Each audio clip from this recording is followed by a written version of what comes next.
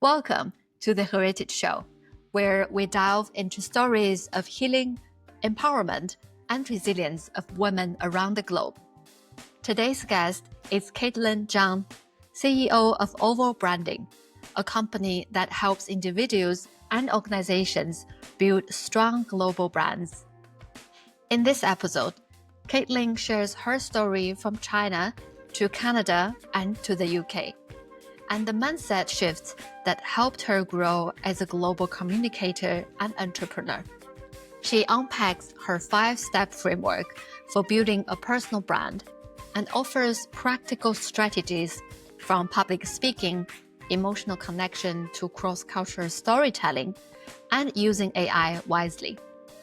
This episode is packed with clarity, strategy, and fresh perspective for anyone who's ready to elevate their personal brand with purpose and confidence.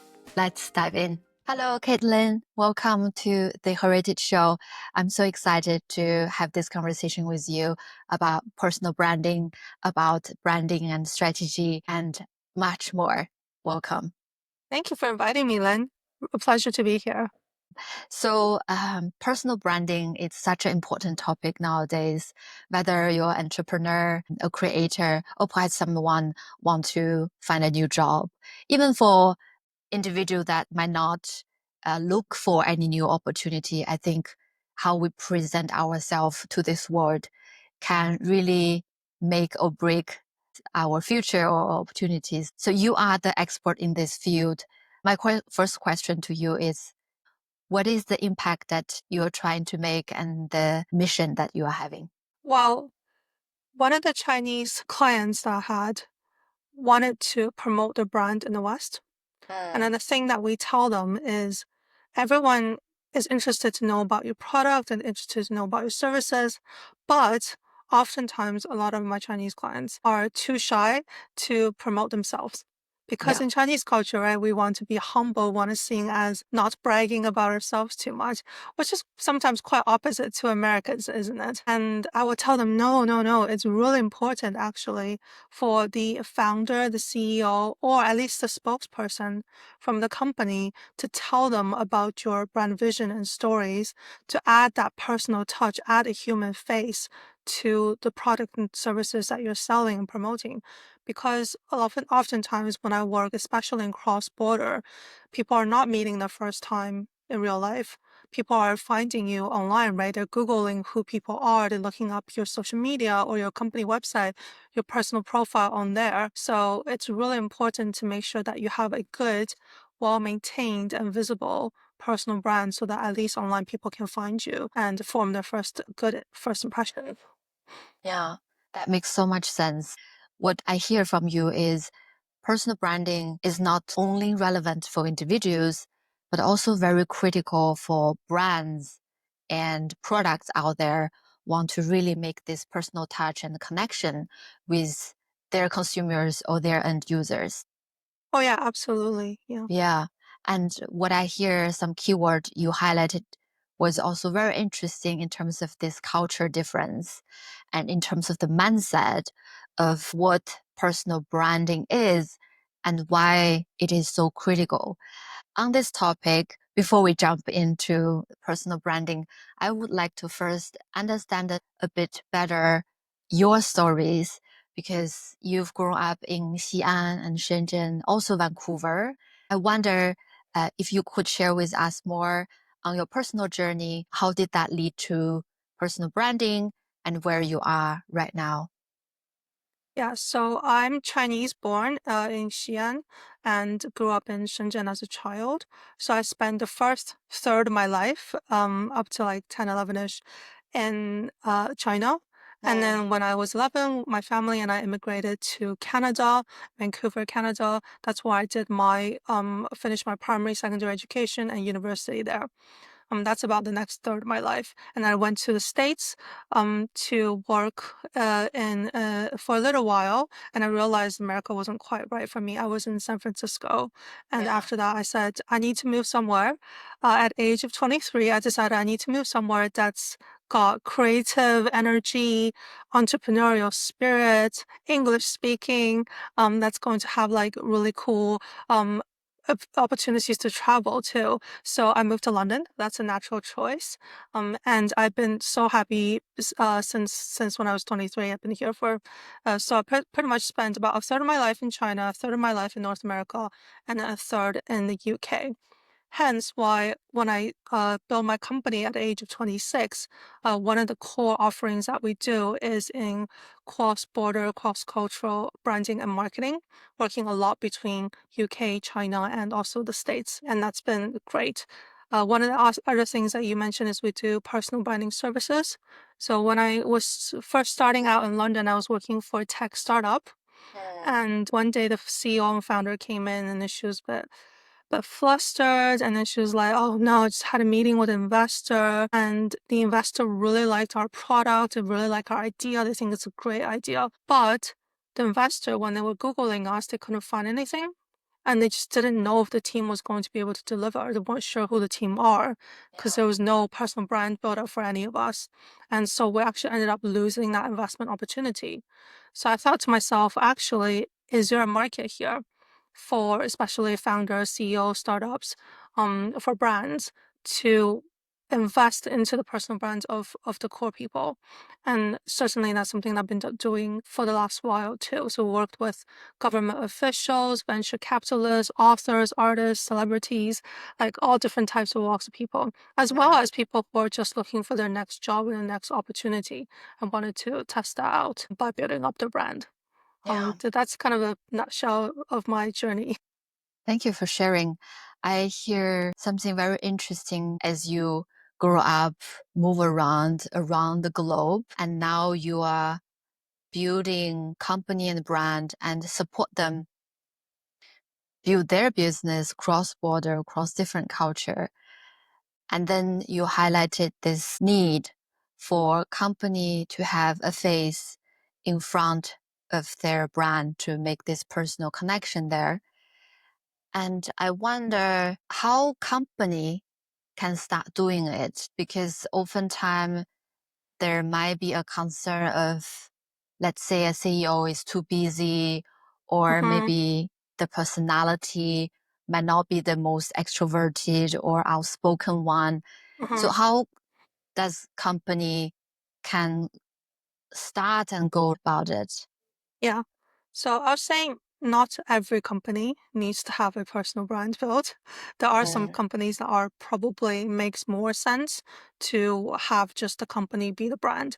An example for that is banks, probably, right? Yeah, So banks, they want to emit a sense of stability, trust. right. So to put a lot of their brand value into an individual, that's a lot of pressure on an individual. And also if this individual does not behave or they write the wrong social media post or something like that, it's going to be potentially very damaging to a brand that needs to be have that kind of stability and trust. So maybe not necessarily every single brand, but of course there are banking brands like Richard Branson, Virgin Money, that type of brands that do work well.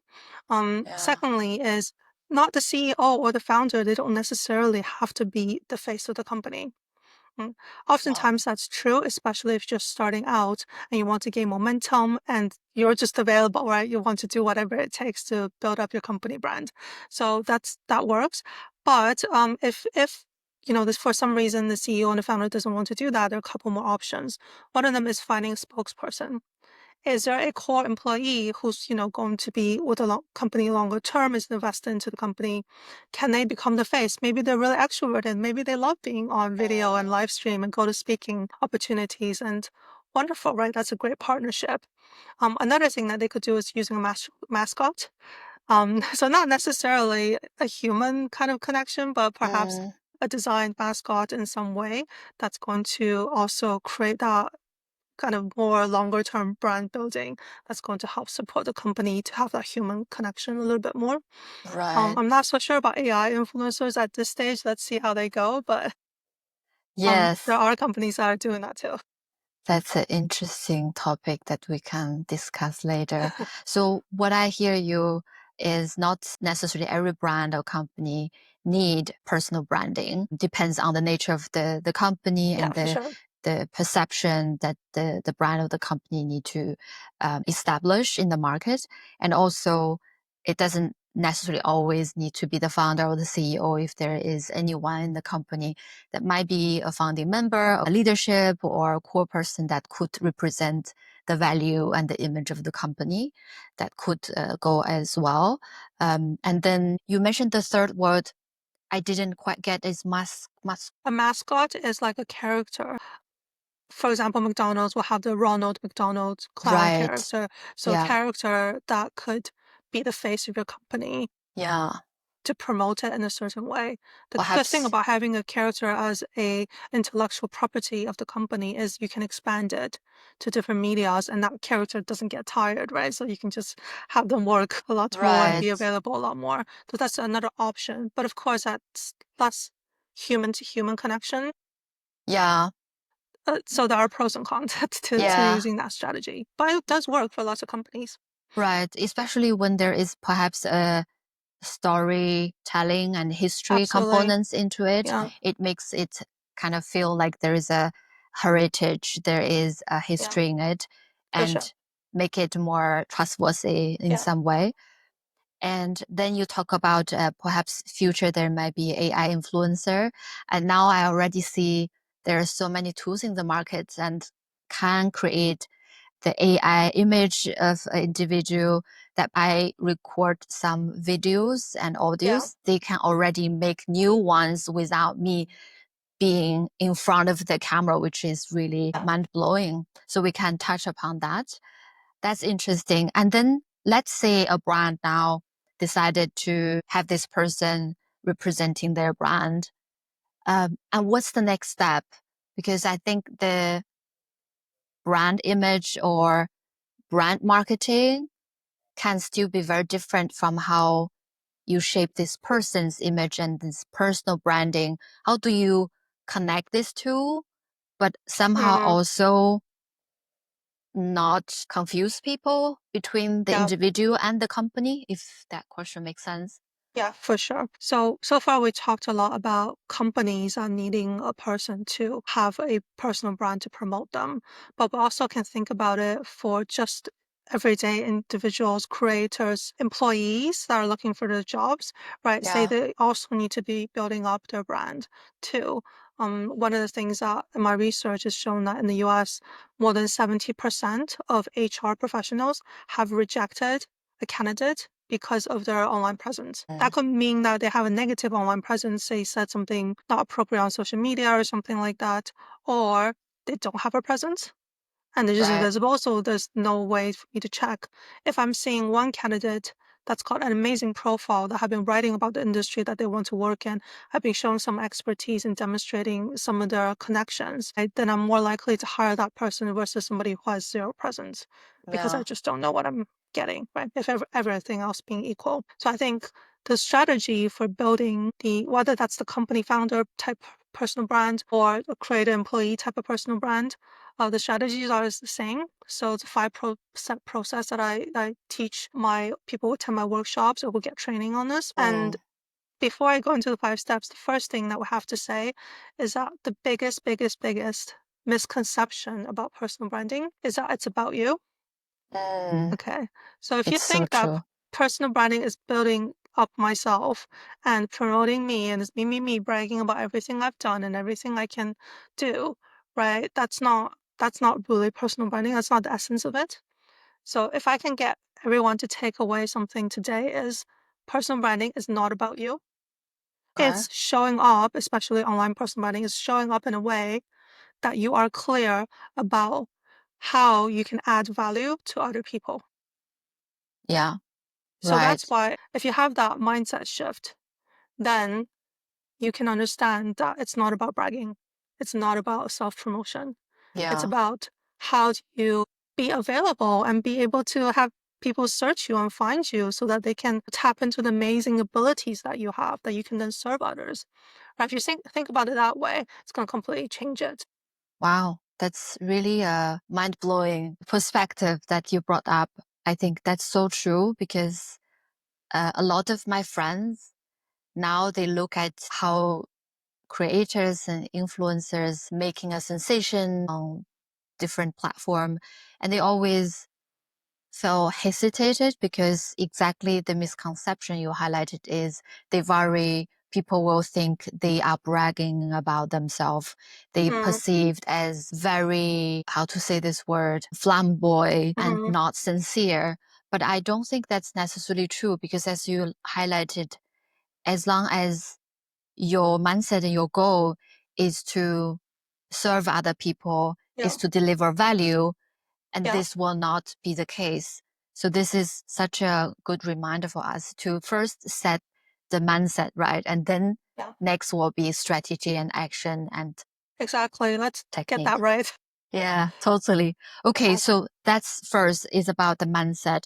And then another blocker or obstacle I would imagine, even for myself, before I start posting regularly on LinkedIn, one of my biggest fear was, oh my God, all my colleague, friends, relatives will see what I say, how I behave, my voice, my image online. And I feel extremely scared and embarrassed to show up in front of, let's say, a camera or even just write an article. I think this is such a common fear that a lot of us have. What would you suggest people who have this fear to overcome it? I think that it's very common and that many of us are sometimes a bit self-conscious, right? Yeah, Whether that's giving a talk in person or filming yourself on a video, that's scary, right? And sometimes even writing an article, writing a LinkedIn post can be scary because you're putting yourself out there. totally. Again, coming back to the core of personal branding, it's about serving others. So when you're doing that, you're not promoting yourself. When you're writing something or you're saying something, it's to help other people. And if you can think about it that way, then yes, it is uncomfortable sometimes, but I am doing something of value because I am here to show up to help others, right? The Yeah, same way that any other job helps other people. And this yeah, is just the way our society has evolved, the internet has evolved for us to have an amplified reach than our normal communities. And we can leverage that to help even more people. And that's exciting. totally. So when you talk about these components about helping others, I think that's definitely easier, I would say, for creators or for entrepreneur who has a business, has a product that they want to sell or Yes. promote, which solve a problem. But how about those, let's say, employees who are looking for a new opportunity or just want to network, perhaps look for a new career, or simply just want to build an online image? This would help them get more opportunities. Yeah. So sometimes a lot of HR people that are hiring could get influenced by the kind of following that you have on social media, the kind of expertise that you have demonstrated in your area. So imagine if you are somebody that's working in the creative industry like me, doing branding or marketing or something like that, but you're really interested in AI and you want to kind of transition your career more geared towards that. But Yeah, who's going to give you a job without really, everyone's quite new to this, right? It's very difficult to kind of really demonstrate your expertise on this through work experience because most of us don't have that work experience yet. So the way you do that is you start thinking, what are some ways that I can show my expertise in this new field that I'm interested in? Can I write some articles about AI? Can I interview other experts and turn that into some kind of content? Can I, just posting about my learning journey and the failures that I've had learning about yeah, AI just day-to-day basis on LinkedIn. Even just sharing that learning is really helpful. And then once you start doing that, you start building a reputation as somebody who is interested in that. And then you are able to better attract the right opportunities to you and also demonstrate to recruiters that you have somebody who is willing to learn and willing to share your expertise. yeah. And that's really crucial because most of us really nowadays are not going to be in one job for our whole lives. Mm. Right, we are going to be switching different things, and having more of a portfolio career. So in order to do that, it's important to try different areas and then also kind of build up your brand so that you have that network and you have that demonstration of your expertise. Yeah. And that's tremendously changed my career because I could not have gotten a lot of opportunities I did without doing that. Wow. That's so true. I hear you talk about this importance of using personal brand to build your thought leadership, even to share the stories, the learnings Yeah. could make a difference. Yeah. So on this point, I wonder, let's say one decides to start building their personal brand, in which platform they should go and what content they should post and how often. So those are very operational questions, Yeah. but a lot of us are very overwhelmed by the Yeah. options out there. Yeah. So the 5-step process that I normally teach, you have to go through them in order. And then what you are asking about where to post and how often to post and what to post, that's like step 4. Okay. So let's rewind a little bit back. Yes. Yeah, that's very common. Everyone comes up to me and asks me, what should I do with social media? Right. But let's take a step back and think about step 1 is building your positioning. Right. So understanding, which lane do you want to make yourself known in? Which areas, it could be more than one, which areas do you want to be known in, right? So for me, I'm known as somebody who is a CEO of a branding and marketing company, but another role that I have is a speaker. So I do lots of speaking opportunities and I also do acting. So I'm also an actor. So these are kind of very different spheres that I operate in, but I can have those brands simultaneously. So I've understood what my positioning is and what my key messages are and who are the people that I'm serving. So I need to be really clear on that first. And then secondly is building up your profile in terms of visuals. It's good to have really good headshots, right? Good images, possibly some nice videos as well. And if you can, be more visual inclined, you can get a personal logo and even colors and fonts that really help highlight your personal brand, especially for creators, like if you're on Instagram or something. You want to make sure your profile has a consistent type of visual language so that people can remember that and identify with it. And then thirdly is having a platform. So when I say platform, what I mean is one central location on the internet of your control, that you can display all the core information about yourself. So typically it's normally a personal website, which is huge because you are really in control of that. You're not going to be worried that, let's say you're a TikToker, right? You're not worried that one day TikTok is not going to be there anymore, right? So your personal website, you're in control of it. You can edit all the information on there. You can present it however you want to present it. Okay. But not everyone's going to need that. But a lot of people, it's going to be LinkedIn for professionals, right? So doing professionals on LinkedIn, you can build it really well. And then that could be your core place, your core platform to showcase yourself. And once you have those kind of core basics down, then we can think more about the producing the content and the platforms. So coming back to your question about which channels, how often, what kind of content, that comes back to what are your goals, right? What are the services and products you're offering? Where are your audiences? You have to go to the platforms where your audiences are. So for me, LinkedIn is a huge one, but not so much Instagram because I work with tech companies. I work with financial services companies. I work with cross-border companies, less kind of the Instagram demographic. So a lot of my brand promotions and more networking is more on LinkedIn. Right? So you have to see where audiences are. Secondly, you also need to see what you want to do. Right? Not everyone needs to be on video. Not everyone needs to have a podcast. You have to see, do I enjoy being on video? Do I like podcasts or do I like writing? Right? Some people prefer just to be kind of have a nice profile picture, but then just write. And that's totally great too. So you have to understand where is the intersection between your audience and your kind of unique characteristics that determine which channels you want to be on. Um, and the type of content and how frequently you should post, that is something that you probably need to, test and Experiment. try out, test and trial, and depends on how much time, effort you have and how much budget you have as well. So that's different person to person. And the step 5? The last step is partnership. So once you've done all that, you have to leverage partners to build your brand. So this could be brand partners. For example, we're on a podcast today. We can cross promote each other. If you work with other conferences or things like that, then you can promote the conference. They can have you as a speaker. It's just an example. Another brand partnership is perhaps products and services that are adjacent to what you're doing. So if I run a branding and marketing agency, Sometimes my clients will say, I'm a startup, I need branding, but also I need an accountant. Yeah, Right. So I'll be like, complimentary. okay, great. Let me introduce you to somebody else so we can have that kind of partnership. And then there's media partnerships. That means promoting yourself on various media platforms, perhaps with influencers, perhaps just traditional media, newspapers, magazines, TVs, things like that.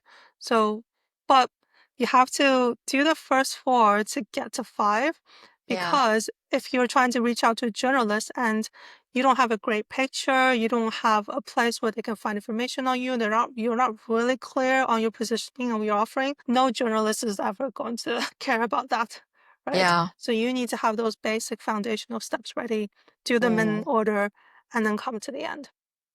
Wow, that's super cool. I love these 5 steps. And I think exactly as I asked earlier, oftentimes we jump right into the operational details Yeah. without thinking at a deeper level, foundational level, who we are actually serving and who we are trying to solve a problem for.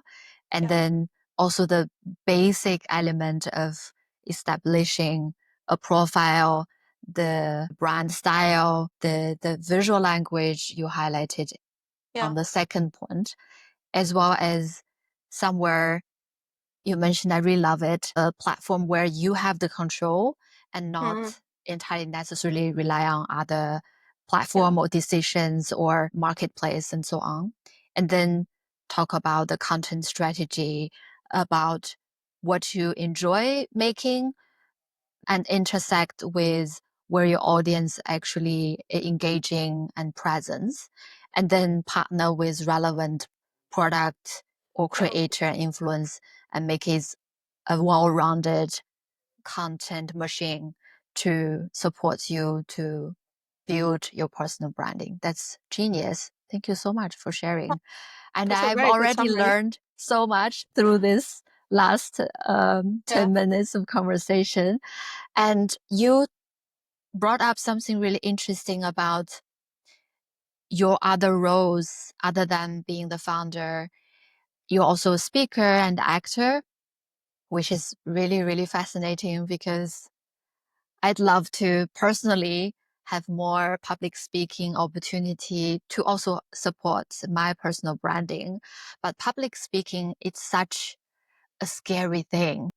Yeah. It's apparently ranked as the second biggest fear after death. So I wonder if you could suggest one thing for us to overcome that fear, what would that be? Well, only one thing. Okay, more things if you have, of course, welcome. If I can say one thing, I would say don't try to do it yourself. Like Mm, most things in life, if you get help by experts, by people, by resources, you're going to be able to manage it so much better. yeah, Um, that's true for most things in life, isn't it? It's just better if we help each other. yeah. Find somebody who could, help you with that. There are different elements to look at, whether or not it's a psychological thing that you can kind of think about tackling, whether or not it's just practicing, learning some techniques. There are some training that you can go to get that kind of thing, whether or not it's just there's not, like you said, Lynn, perhaps you're not having enough opportunities to do it yet. So you're just Mm, looking for more speaking opportunities. And that's a great way to help build up your yeah. confidence in yourself. There are a couple of tools that I can recommend. Like, first of all, there are different speaking types of clubs and training. Probably one of the most well-known ones would be Toastmasters. Yeah, so they have international branches around the world. I've been to a few of their sessions. You can go and from the first session, they get you to try a little tiny bit of public speaking and then they help work your way up and then teach techniques as well. So that's Yeah. really good. For people who are more adventurous, there are other things you can do. There's acting classes. Acting classes are wonderful because you have Yeah. to shed your self-consciousness. And that's Right. okay because you're a different person. You're not you, you're a different character. So you can act Mm, like completely differently. You can try improv as well. That's also fun. For people who are like a company spokesperson or CEO founder, oftentimes we would suggest media training. So yeah. media training is not very long. It could be just a few hours. This puts you in front of camera. and sets you up to ask you some interview questions as if it's like a TV interview. The person will get trained on how to speak, what type of speed they should be speaking at, how to be clearer, how to use different emotions like happiness and Mm, quiet and tones, and how to deflect questions as well that you don't want to answer. yeah, wow, Right? that's So there are tricky. techniques to be learned. So if I can say that, like, the best thing to do is try to surround yourself with other people and resources to help you. A last thing Mm, to mention is the Talk Like TED. TED Talks, they have a book as well on how to be a good speaker. So find those resources, get help, and take it one talk at a time. And then, yeah, I think wow.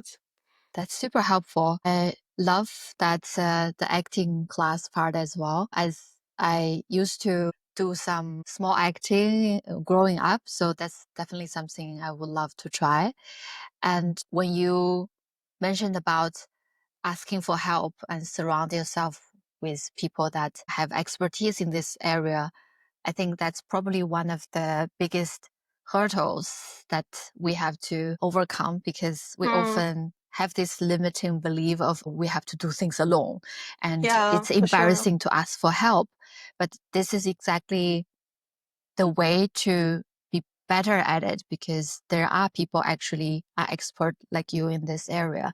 So thank you for reminding us for this. And when we talk about practicing, preparing for public speaking, I was thinking a lot of us either work for a corporate or being a creator, we often have opportunity to, let's say, give a presentation or a workshop, Mm-hmm, not necessarily in front of a massive audience, mm-hmm, but still require us to somehow tell a story and mm-hmm. make an impact through even half an hour or 1 hour time, which is Yeah, very limited. yeah. So, what would you suggest are the effective ways to prepare those events and Mm-hmm, deliver the maximum impact? yeah. So I'll take an example of a pitch deck presentation or a pitch. Right? Oftentimes, when we're building brands for companies that are in the startup stage, they Mm, need to go on to fundraise, and they're standing in front of investors, and it's very high stakes. right. How do they then communicate their message clearly, as well as being confident in the way that they're speaking? Okay, so a couple of things that it kind of takes the pressure off because guess what? People will only remember 40% of what you're saying anyway. Mm, Okay. yeah, Um, and that's even if they don't listen, that would be less. So right. you have to understand that the human brain is wandering everywhere. There's All the going to be time. thinking about other stuff. So keep it simple. Okay. Okay. Keep your message really, and then also repeat yourself. Start off by saying what you're going to say. In the middle, say it. In the end, summarize it for people. And if there are any to-dos or next steps that you want them to take, call to actions, be clear. Please fund our company or please try our product or whatever you want, right? Make sure that you have a very clear next action step for the person. Yeah. And then one little tip that I always have, whether it's the students that I sometimes work in universities or founders that are trying to pitch for really high stakes investments, one tip that I have is to do something tactile. By tactile, I mean off the screen. We're too Mm, reliant on screens all the time. If you can bring a physical thing, let's say you are trying to pitch for a new product to clean water or something like that. mm, Can you bring two jugs of water that's one is dirty, one is clean, right? Can you do a why? science experiment? Can you bring something that's got a wow factor? Yeah. People are going to remember that. Can you give the other person something to touch? Mm, Because we have to engage our senses. Maybe it's right. to touch, to smell, to eat. Because all we're doing in presentations is listening and seeing a screen. And it gets boring, right? But Yeah. if you imagine, like, there's now an interesting thing to touch and to engage with and to interact with and to eat and to smell, right? That's Yeah. going to make that presentation so much more impactful, so much more interesting. Wow. And they're going to be talking about you for days, hopefully, after the presentation is over. Yeah. And guess who's going to get funding? Who's going to get hired? It's people Mm, who are memorable. yeah. Whether or not it's the best idea, the most best research, the best that you try to do that as well. But these are just little tips that can take already great presentation much better. Wow. I love this physical object and having activate your five senses is so Exactly. powerful.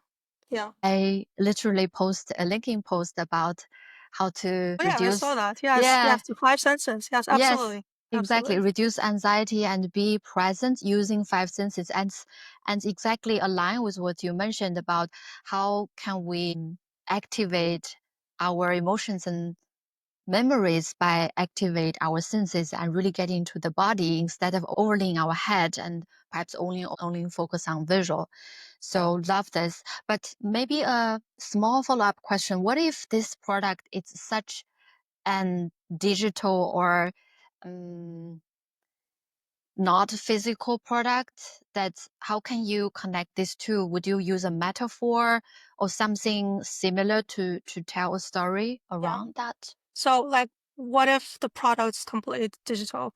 What if you are doing a Zoom meeting, right? You can't give Mm, people something to touch in a Zoom meeting. Okay. It doesn't even necessarily have to be something that's that related. Okay. I'll give you an mm, example. First of all, humor, right? Humor yeah, is also a great way to get people paying attention to you again right. and get the atmosphere changed. And one of the things I sometimes like to do if feeling like this meeting is quite long and I definitely need something to perk everyone's energy up, my Mm, secret weapon is to bring my cat into the room. wow. And when there's a little cat with a little tail walking through like the screen, sorry, I don't have him Yeah. today, but if he's walking through the screen, like immediately everyone lights up, Yes, right? Everyone's attention totally. is now back on the screen and not looking at the other tabs they have open. Yeah. Right. So it's about kind of what else can you do to make it more out of the ordinary, more interesting. That's going to grab attention. Right. Mm. So those are just some ideas. You can also do magic. That's also another thing that could be Right. interesting too, right? That could work on the screen. Why not? Totally. Yeah. Love But of it. course, the message has to try to tie it to the message that you're trying to Mm. deliver, Yeah, of right? course. To your product and your service. Yeah. Yes. So I love what you mentioned about using physical, something touchable, and um, make something memorable. Because exactly you mentioned only 40%, people will only remember 40% of what you say. And I also remembered um, there is a way of saying people mostly not necessarily remember what you say, but remember how do you make them Making them feel. feel absolutely. On this point, what exactly does that mean? Does that mean there has to be something emotional, something about how you're perceived? How do you bring that type of emotional connection into a session, which, for instance, an online meeting or a workshop? I think a lot of it has to do with the work that you do outside of the presentation. Mm, So it's not necessarily, I am going to do these tips and tricks in the presentation itself to make people feel a certain way.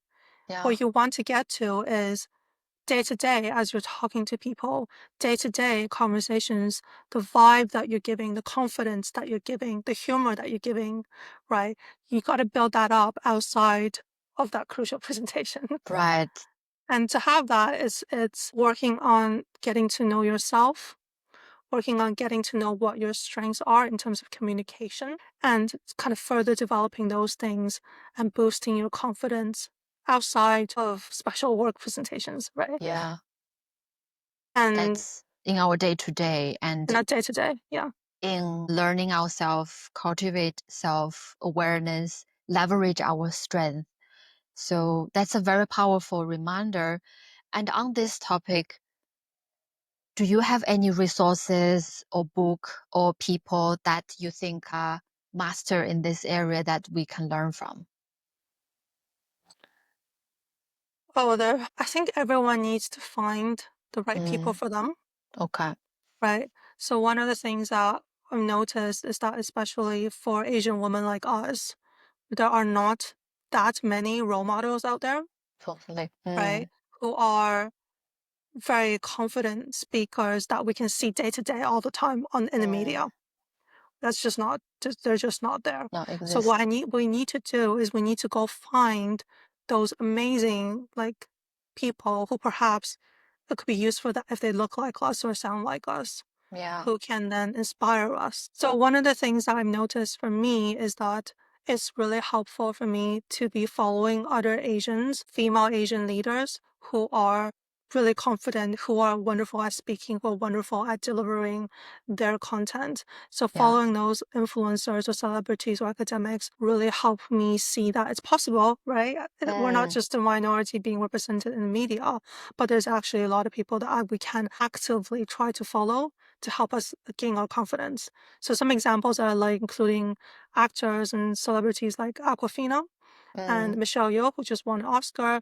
There's yeah. director Lulu Wang. There is academic professor Angela Duckworth, who has a book and also her podcast too. So these Mm, are like wonderful people. You can go on TED as well, TED Talks, to see who are the people that are perhaps share your cultural heritage or can help inspire you through different ways too, and following those people and supporting them as well.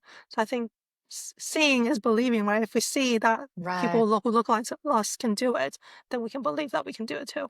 Yeah, absolutely. I really love and resonates with you mentioned about the importance of having and finding those role models that Hmm. we look up to that share similar background and help us build that confidence and allow us to see the possibilities. So, Lynn, in your day-to-day life, are there people that you follow that can help inspire you to be better at communicating? Yeah, that's a good question. I really loved Ven Jan. I think he's Malaysian Australian. He's really good at public speaking and teaching around the world how to have a stronger presence on the stage, how to use your voice as an instrument Mm, to have your message come across in an authentic and convincing way. And I also love Vanessa Von Edwards. She said she is a recovered awkward person, used to be really bad at social interactions and mm, making friends.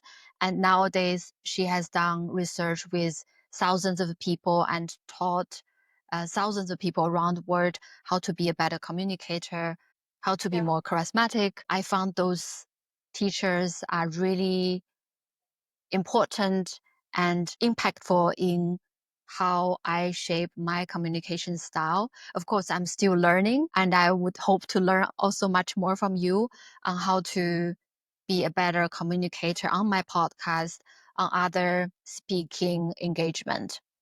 So I hope Well, I mean, that's, we're all still learning. yeah. I am currently learning how to use my voice better Wow. because I realized that after 2 hours of speaking, my throat tends to get a bit dry and tired. So Mm, I'm trying to practice that muscle and trying to learn how to speak better from my diaphragm. So we're all right. learning, and we need to surround ourselves with experts who are going Yes, to help us and support us. So absolutely. wonderful that you have those examples with you. Yeah. Yeah, How it's do so you good. learn that? Because as you mentioned, the diaphragm, this is something very interesting in my freediving career. Diaphragm is so important Hmm. because it regulates our breath. And I think breath is also a very important component of how do we project our voice. And also, I grew up singing a lot, and my parents Yeah. are picking opera singer. So I learned from them how to better use my voice, at least on the stage when I sing. And I wonder how can I better translate that into my communication. So how do you practice that? Is there a vocal teacher that you're learning from? Yeah, so I actually use a singing app that's Mm, got an AI tool in it that helps you practice. I feel like that's maybe not necessary for you because you already yeah. have that singing background. I don't have that background. Oh, thank you. I imagine um one of the things that you could do is to try to copy famous speeches that have Mm, a variety of ways of speaking, right? yeah, Possibly a politician, possibly a famous person or something on YouTube, where that right. person is speaking more dynamically, right? If you're trying to learn better at pauses, go look up some videos of someone who's very good at Yeah. stopping and really saying what they want to say, Right. right? And then you're practicing by copying them. And it's like acting training. You're basically learning through copying and through practicing. Yeah. That's one of the ways you can do through that. And I just sing and I try to practice singing to help me build up those muscles a little bit more. Awesome.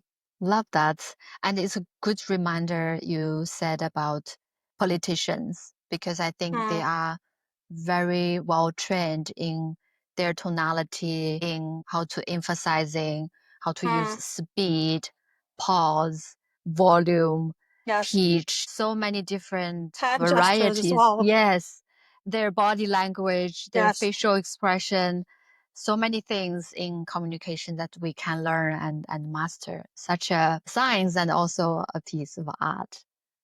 Love it. So now we talk so much about personal branding, about public speaking. I'm actually very curious about your career, your business, and your Mm, entrepreneur journey as you build overall branding, which hmm is world famous agencies in this area. Could you share with us more on your company's mission and who are you serving and the problem are you solving? Yeah. So I started Oval Branding in 2016. I can't believe it's almost 10 years now. Next year will Yeah. be 10 years. And I, because I'm always been interested in technology, Mm, I worked a lot with tech companies, recently a lot more with AI related companies to help build a brand messaging, and marketing ideas too. So we have a team based in London, as well as in China. We have a team, and there's also team members in the States and around the world. So the company is built up to be completely remote, and we all just work online at our different times, but we're all expertise in this area to come together for client projects. So technology is one of the main areas we work in. We also do a lot with financial services. So my company has the privilege of working with a lot of the biggest venture capital firms and private equity firms in China and the UK and the States. mm, And the accumulation of assets that we've helped raise, support and raise of is over £1 billion now. So we've worked really with a lot of really massive funds and understanding how to support those funds, what the limited partners, the LPs are looking for when they're doing their fundraising, right? mm. So that's an area that we're in as well. And other areas we do work in kind of gaming. That's one big kind of Giving. growing industry, as well as government work. So for the personal branding workshop, for example, I will do training and workshop for UK civil servants. These are government officials who need to have that personal branding training, and particularly to managing their reputation as well as privacy protection. So these are the things that we'll do on the personal branding side. Generally speaking, I would say my really passion is brand building with a focus on kind of tech finance as well as cross border. Yeah. Um, so the cross Love it. border is helping companies enter into different markets, mainly the ones I know in China, Asia, as well as North America. Yeah. Yeah. I hear this cross border brand building a Mm, lot. And nowadays there are so many trade and cross-border exchange from West and East and vice mhm, versa. So yeah. you've worked in both worlds and Mm. having been working in so many different industries and locations, what are the biggest learnings from this experience? So one of the biggest things about entering into a new market when you're building a brand is to listen first, Mm, right? And to do that market research to understand the cultural nuances and the cultural differences in the different contexts. yeah, The same product cannot be marketed in the same way in one location to another, to right. one group of people to another. That's even true, even if it's just within the UK. Things in London and things in another location is just different, Different. right? Mm. So we really have to be customer centric and to take the time to understand the local ways of marketing and local ways of doing things. Yeah. Yeah, that's so true.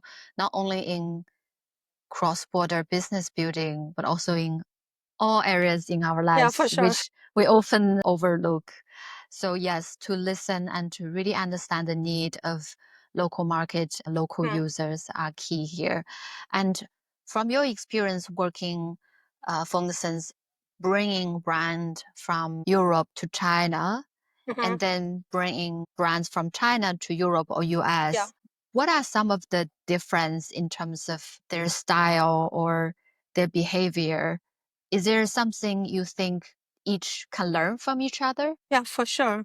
So, um, for the companies that we work with that go into China, right? There's Mm, a lot to be learned about doing marketing in China. mm, China has grown really rapidly in the last 20 years, for sure, 20, yeah, 30 years. And there's something called China speed, right, right? So how fast things are getting done in China is sometimes inconceivable here, totally. in Europe. And so there's a lot we can learn from like kind of efficiency and also the expectation and how things should be done. Secondly is China is a very much a mobile first country. So Mm, the mobile adoption in the country is very massive. The e-commerce platforms in China are also huge as well. yeah, Social media apps like WeChat, they do everything. super So there's a app. lot that we can learn in the Yeah, West about understanding the mobile first attitude that they have, the mobile first marketing that they need to adopt as well. And also another thing that's doing really big in China is live streaming. mm, Live streaming and shopping is like very much intertwined in China. yeah, There's need for especially consumer brands to understand the power of that when they're going into China. For the West, I think there's a lot for Chinese brands to learn as well. So one of the things that because China has developed so fast, there are mm, so many brands that come and go. Right. Every yeah, time I go back to China, there is like a new bubble tea shop that I have never heard of. yeah, Right. I'm sure absolutely. you had that experience as well. You're like, I've never heard of this shop, but let's try it. Yeah, it's a very But there's competitive market. very competitive, lots of coming and goings all the time Mm, in everything, yeah, right? So, but China, we're starting to see there are a few brands that's have a little bit longer heritage now. Um, some that come to mind, including like maybe Xiaomi or mm, like Huawei or some brands like that, right? So they yeah, have a little bit more national recognition, international recognition, as well as a longevity to their brand. mm, Right. So what those bigger companies, those brands need to learn from the West is how do we then build that heritage in our brand. yeah, yeah. So working in the UK, like all the time, lots of the products that I'm using every day, they're made like hundreds, like not hundreds, maybe 100, 200 years ago. So, mm, Right. And this brand has been here for 200 years. They have royal approval and, mm, we've been serving the royal family for 200 years. Like it's mind boggling to how long and amazing these heritages are and how do they protect those brands and adapt those brands throughout yeah, all the changes and all the years. So that's mm, something that Chinese brands are just starting to think about and understand and to establish mm, because everything is so new. So that's certainly something that as a cross-border branding agency that understands both sides, that's something of value that we can help with brands. That's super interesting. I see how different culture and the different behavior and context actually shape how the brand develops itself. And you talk about this word heritage, like Yeah, our show is yeah, the exactly. heritage show, which is really relevant. And I Yeah. thought it's also relevant at an individual level because I wonder, as someone grew up to age around 10, 11, you mentioned then moving abroad. Mhm. And I guess there's this blend of different culture and influence in your identity. How do you balance these components of connecting with your root and heritage and at the same time integrating your new country and places that you currently live? Yeah, I would say there's a lot of us now, more and more so, who are called third cultural kids. Wow, Or yeah, that's so a new third word. And culture are children that are moved. Perhaps they don't even grow up the culture that's their original culture. They may not even grow up in the culture that's the one that they're living in, right? yeah, So it's they have moved a lot basically. right. And I certainly identify as somebody who has changed and learn through all the places that I've been. Um, and try to learn from each place, and I try Mm, to establish, some of the good practices and the good ideas and the good understanding that I can gain from each place, and that kind of becomes me as a person, right? In terms of connecting to my Asian heritage, Chinese heritage, while living in the UK. So last couple of years, I haven't had many opportunities during COVID time to go back to China, as did most same for Chinese me. foreigners, Yeah. right? So, but that doesn't mean that we diminish our connection to our family.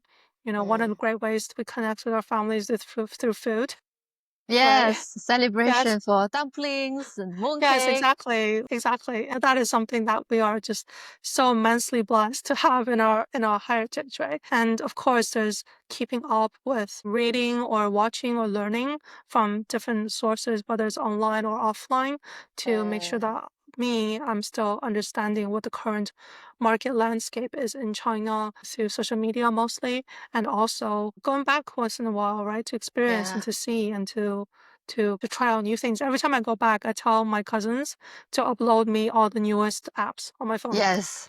And I'm like, okay, I'm gonna try them all. I'm gonna see what's Mm, popular in China, what's going on, what are people thinking, and go to all the kind of interesting new shops that's mm, happening to really immerse myself in that culture. yeah. I think how wonderful, right? How wonderful that I'm I'm so privileged to have the opportunity to experience different cultures and to learn from them.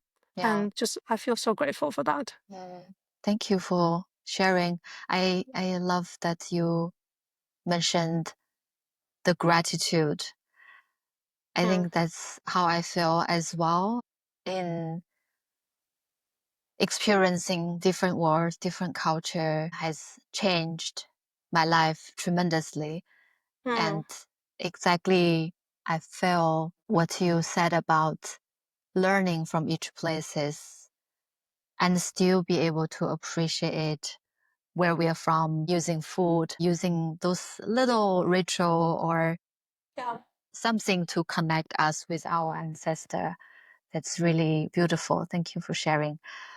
And on this topic, I have rather a selfish question because, a Chinese expat living in Germany, in Berlin, Hmm. and I sometimes have this feeling of maybe a little bit of a conflict or struggle in how do I establish my personal branding while speaking a foreign language in a different country and culture while still be authentic in a way that I speak English. I live Hmm. in Germany. Most people speak German. And my audience are most Asian women, expat Hmm. living abroad. But I'm also Chinese. So if this makes sense, Yeah. how could I actually make it authentic and natural and wholeheartedly? What makes you think that you are not already Hmm. authentic and wholeheartedly and Yeah, showing up for your audience? What makes you think that?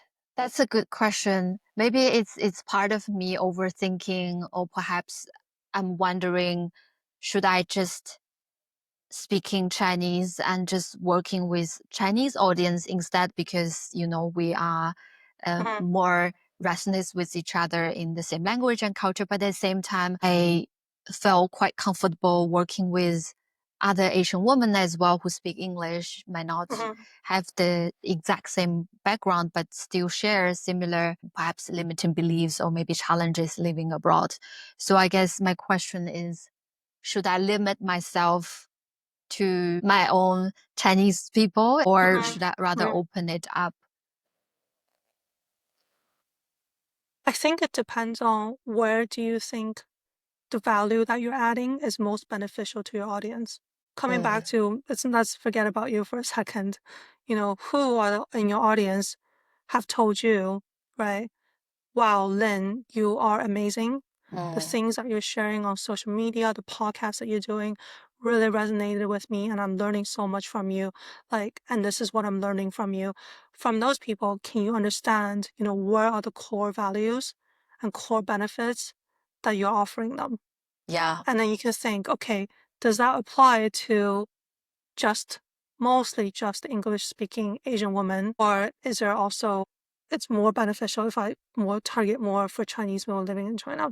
So Yeah. you think about that and think about if your goal is to gain a reach and to grow your audience, think about which audience might be able to benefit most from you. I will also say, technically speaking, because China's internet is blocked. So if you Mm. were to try to reach a Chinese audience in China, you have to think, do I have the resources and ability to build that brand? Yeah. If I'm speaking Mandarin on YouTube, there's lots of people that can watch it, but you're not really engaging with a Chinese audience. Maybe that's okay. So you have to Mm. think about like practicalities of which channel might work for you, as well as what is the most beneficial thing for the most amount of people Yeah. that especially with your background and what you're talking about, can offer. Yeah. So back Yeah, to the step one of the yeah, positioning, the problem that I'm solving for whom exactly. exactly. So thank you for coaching me. That's really, really useful. Thank I you. was just having a conversation. Yeah, but I think it's a really great perspective that sometimes I might have this blind spot that I cannot see on I my own. wonder though, also, I'm not saying you have this, I'm just saying that a lot of people, generally women, tend to Mm. have imposter syndrome as well. Yes, I absolutely. wonder if that's something that I'm getting a tiny hint of you Yeah, thinking perhaps you're not showing up in some way. could be. I actually ran a workshop myself last year with another coach on exactly the imposter syndrome. I think you're right that a lot of women, including myself, have this imposter syndrome often coming up as self-doubt, Mm-hmm. as a way of sometimes self-sabotaging as well, Mm-hmm. and prevent me from getting more opportunities or showing up as my full potential. Mm-hmm. So thank you for bringing that up. There's something to look into again on this one. Do you have any thoughts or tips I on this think point? people ask me this, like, how do I be the most authentic self online? Yeah. The truth is you can't, Okay. right? Okay? You cannot, because yourself, your whole self does not live on the internet Right. only, right? And if my purpose to be showing up on the internet is to offer value to others, I need to frame and mold my brand in a way that I can do that, right? Mm. Sometimes, you might share things or disclose things that are not helpful to your audience. It's true, but may not be helpful to other people, perhaps even damaging to other people. Yeah. So in that case, the thing to do is to honor your listeners, honor your audience, and love them. And Mm. it means withholding certain things. So I don't think that's being inauthentic. I think it's just you are there to give value to others. You're there also most likely to have a professional goal as well. So those have to be kept in mind. It doesn't Right. mean that, just because you want to be authentic, you can start talking about, I don't know, what you had for breakfast and all these things are really not adding value to anyone unless you Right. are a breakfast influencer Yes. on LinkedIn, right? Like Yeah. it's true, it's great, you living your authentic life, but Mm. if it's not adding value to other people, why do that? Yeah. I see your point of this balance between being authentic and be able to show up with your strengths, but perhaps at times can also be vulnerable, but at the same time, not overly expose something might not add value or necessary. Do I get it right? Yeah, exactly. So I'm just saying that if you struggle to quote be authentic, then come back to how do you then add value to others? Come back to that. Yeah, come back Yeah, to that. and forget about because the truth is you just can't be 100%. Yeah, that's Um, that's because even I am different mm, to like you know my family to my best friend, yeah, of right? I'm course. showing different facets of myself to different people, then that's just Yeah, how naturally it goes. yeah, So am I inauthentic with my friends or with my family? No, I'm just showing a different side of me. And when we're online, we're showing a professional side of ourselves. We're showing a value-adding side of ourselves. That's that's the purpose. And we have to understand that. Totally. Thank you. Yeah. So as you talked about the AI influencer earlier, and also AI and technology is the area that you're passionate about and your focus of the business. What's your take on AI's influence and change in branding and marketing? Yeah. So I'm very, very passionate about technology. I would call myself a techno optimist, somebody who Okay. believes in optimistic about the future that technology holds. Yeah. And AI is very exciting to me as a tool. At the same time, this is a very infancy of this technology. In terms of its ability to take over my job, it's very, very unlikely at this stage. Okay. What I'm learning is there are certain things potentially that could be useful to have AI give you idea generation, sometimes research, sometimes image manipulation, and things like that. Yeah. There are useful aspect to it that we can utilize in branding and marketing.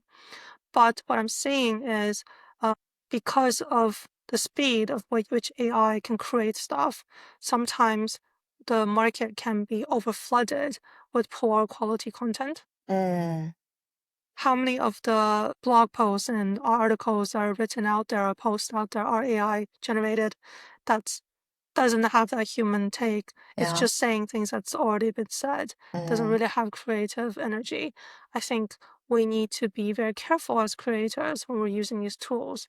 And there's also lots of ethical considerations as well, Yeah. right? How do we then make sure when we're using these AI tools that we're not excluding to certain cultures or people or discriminating against them without even realizing it?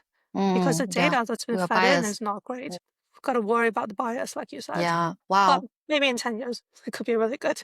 Yeah, we can have another conversation in a few years and see how technology evolves. But I love what you mentioned about how do we balance the efficiencies and leverage these tools to make our content creation and personal branding more easier and fast and efficient, but at the same time not losing our human touch and our innate creativity, which really is the essence of your personality and your personal brand. For sure. I mean, you could have this whole conversation with an AI bot, I'm sure. I'm I sure. hope not.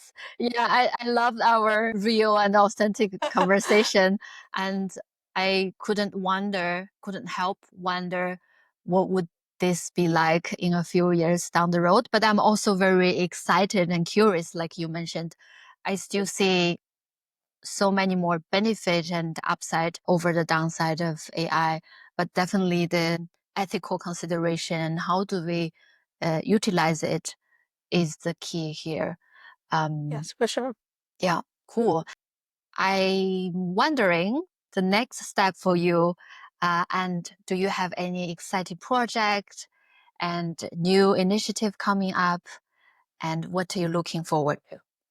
Yeah, so oval branding, we're in our 9th year now. So we love to work with more technology-minded companies. We also have strong experience in sustainability and clean tech as well. So those projects always fascinate me. AI projects for sure.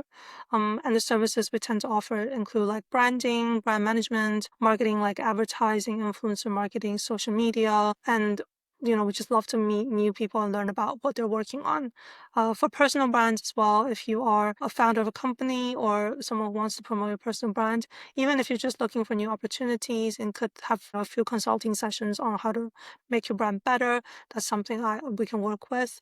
And for financial services, venture capital firms, private equity firms, gaming companies, cross-border companies, we love to work more on those projects. And another thing that I'm doing right now is I'm also doing some teaching and mentoring for universities. So that's something I would like to get into more. Right now, I'm working with the University of the Arts London, also with the University of Westminster in London. So, more opportunities, and that would be really great because I love hearing new ideas and working with young people because they have the best, sometimes the best ideas, right? So I love that energy. Wonderful. So many initiatives, and I can't wait to see what's new coming up. I hope to have opportunity to join one of your workshop, your teaching in university. And before we end, I would love to hear if there is one learning or insight that you want our audience to take away from today's episode. What would that be? I would just come back to the most important thing about personal branding, which that it's not about you and it's about adding value to others, right? Yeah. If when in doubt, come back to that. That will hopefully give you some insights when you're building a brand. Actually, not just personal brands, but also corporate brands. Just remember, who are you serving and how can you better serve them? Yeah. Amazing. Always think about the value added to others and the market. Thank you for the wonderful wisdom and how people and company can connect with you if they would like to work with you or collaborate or learn more about your work. So our website is ovalbranding.com. If you're interested in seeing a personal website, you can look at my personal website as well. It's KaitlinZhang.com. And please add me on LinkedIn and we can chat from there or find a time to book a call. Sounds good. I will leave all the contact in our show notes. Perfect. Yeah. And it's such a wonderful time talking with you, learning from you, Kaitlin, on personal branding, on public speaking, on our identity, on AI, and so much more. And I really, really loved this conversation, and I hope to have opportunity to work with you again in the future. Yeah, for sure. Then it's such a pleasure to be here. Thank you for inviting me. Thank you, and all the best. Yeah, thanks. Thank you.